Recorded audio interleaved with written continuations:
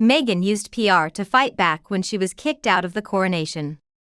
After the palace released the official statement that Meghan Markle would not attend the coronation, we received so much nonsense that King Charles's actions were so cruel.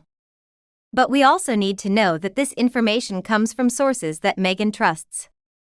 I mean, Meghan really believed she could step into royalty. He thought it would be easy. He thought, oh, they are so quiet, they are so secret. They are certainly not sophisticated in catching me. Meghan believed she had the looks, personal charm, intelligence, and experience to navigate British society. I think his original plan was to sort of have Catherine clean up, and then she would be the next Princess of Wales, and then she would be Queen Meghan. Of course, this plan completely failed. She was trying to go after William, but all she could land was Harry the Sire, so she decided it was time to execute the plan by bonding with William as a British lady, and was very upset when William rejected. So she decided she was going to go after Prince Charles. She thought she really wanted her much younger body and youthful glow. But unfortunately for her, Charles is not that kind of man. He's a kind, compassionate, elderly man, and he had no idea what Meghan was trying to imply.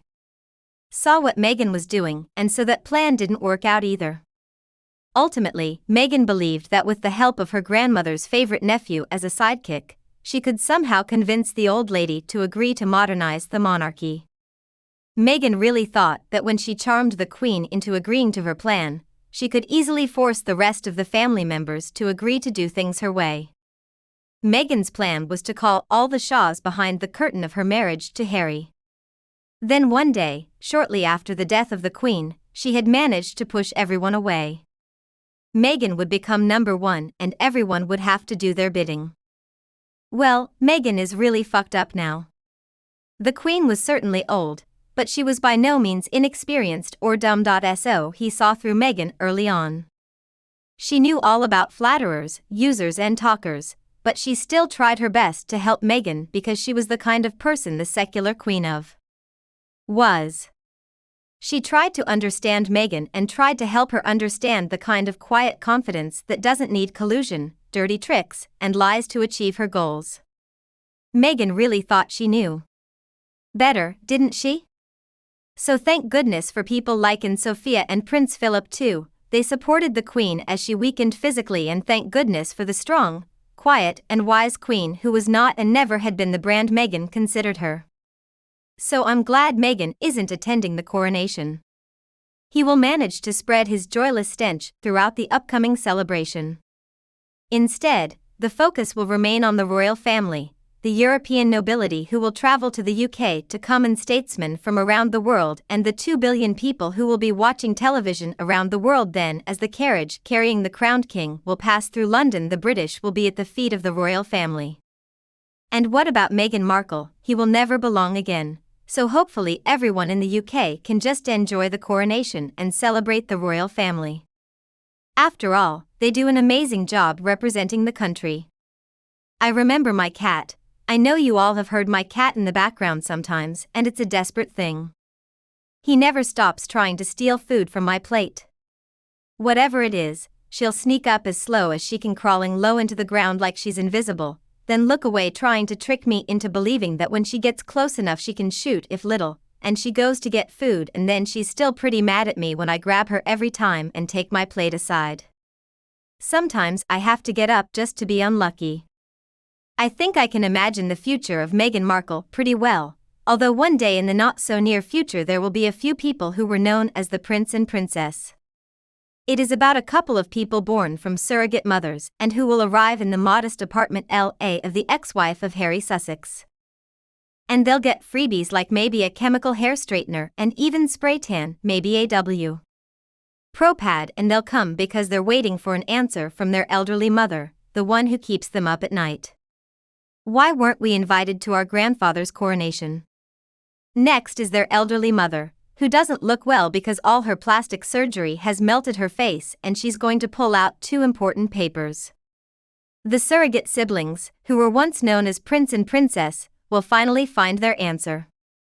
They were not born from their mother's body and therefore were never in the line of succession to the throne, and, more importantly, they will learn, the little children had no place at the coronation, they will learn that in reality their mother was never a duchess.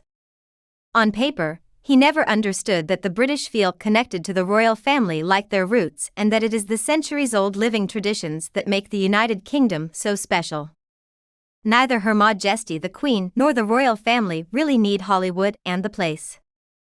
Hollywood has to come to the king to get the honor. He never understood that it takes an understanding of British history and the British Constitution to run a global family business so successfully that 2 billion people in the world will watch their events from the I Live. A divorced woman in her 40s can be expected to understand what it means to marry the British Queen's grandson and become a duchess.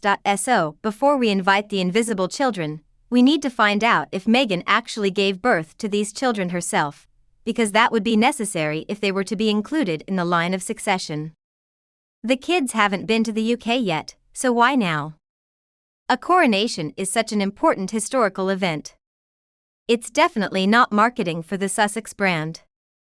I also always find it surprising that people who lie don't even bother to constantly change their stories in public where things are documented and easily proven. Presumably at the time, they were acting like two teenagers who thought they were sneaky and didn't get caught by most people.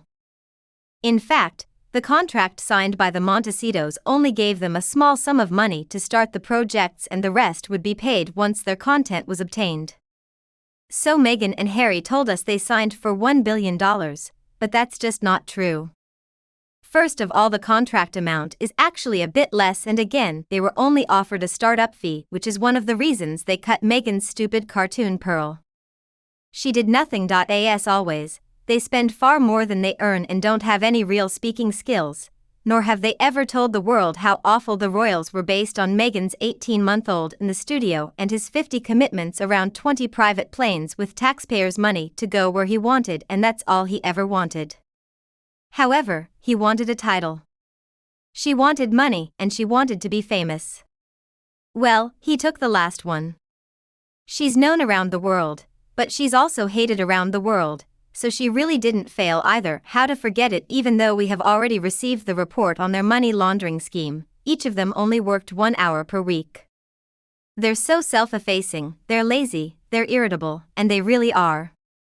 What do you think of that? Please tell me your opinion below in the comments. If you find my video useful, don't forget to like it and share it with anyone else who can like it whenever you want. Please subscribe again to our Kate Middleton in Queen News channel. Thank you so much for watching. Goodbye, and I will be back to see you all tonight.